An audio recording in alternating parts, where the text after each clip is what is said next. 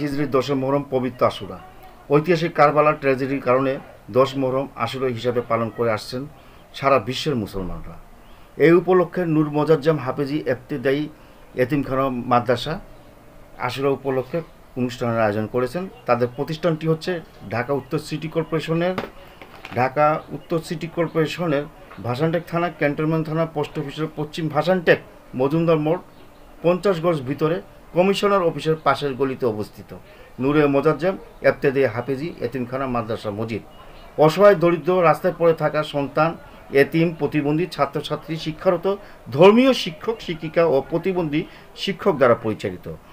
নুরানি, হাফেজি, ইবতেদায়ী ও কমলমতি শিশুদের প্রাক প্রাথমিক শিক্ষা সকল শিক্ষার্থীদের বিনামূল্যে ও বিনা বেতনে শিক্ষারত অবস্থায় 2017 সন হইতে কার্যরত চলমান। আমরা সেখানে গিয়ে দেখলাম আজকে 10 মুহররম উপলক্ষে পবিত্র আশুরা দিন, এজন্য তারা সকাল থেকে দুপুর পর্যন্ত কোরআন খতম, দোয়া, দুরুদ ও মোনাজাতের আয়োজন করেছেন। নূরে মোজাজ্জেম হাফেজি ইবতেদায়ী এতিমখানা মাদ্রাসা মসজিদের প্রতিষ্ঠাতা পরিচালক এইচ এম মহসিন তফাদার আমাদের বলেছেন, দোয়া করবেন ভবিষ্যতে আশুরার অনুষ্ঠান আরও ব্যাপকভাবে করতে পারি।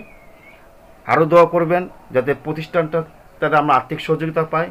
আমি সোশ্যাল মিডিয়ার মাধ্যমে মাননীয় প্রধানমন্ত্রী, গণতন্ত্রের মানুষকন্যা জননেত্রী শেখ হাসিনা তফাদার বলেন, আমি সোশ্যাল মিডিয়ার মাধ্যমে মাননীয় প্রধানমন্ত্রী এবং ধনী বিত্তবান ব্যক্তিদের নিকট মাদ্রাসার জন্য আর্থিক সাহায্য চাচ্ছি।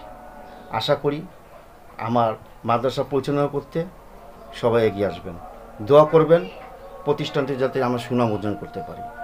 সবাইকে ধন্যবাদ। আমি নাজিমুদ্দিন আহমেদ তহিদ, মানবিক বার্তা।